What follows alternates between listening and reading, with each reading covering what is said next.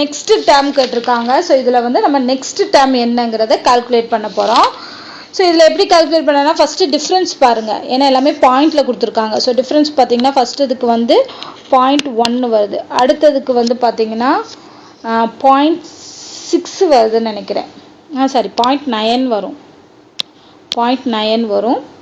அடுத்ததுக்கு பார்த்தீங்கன்னா 2.5 வரும், 2.5 வரும். அடுத்த டிஃப்ரென்ஸ் பார்த்தோம்னா 4.9 வரும். ஸோ இதை பார்த்தோன்னே ஒரு விஷயம் கண்டுபிடிக்கலாம், எல்லாமே ஸ்கொயராக இருக்கா, அதாவது 1 ஸ்கொயர் டிவைடட் பை 10, அடுத்தது வந்து 3 ஸ்கொயர் டிவைடட் பை 10, அடுத்து வந்து 5 ஸ்கொயர் டிவைடட் பை 10, அடுத்து வந்து 7 ஸ்கொயர் டிவைடட் பை 10. அப்போ அடுத்தது என்ன வரணும், 7 இல்லை 9 ஸ்கொயர் வரணும்.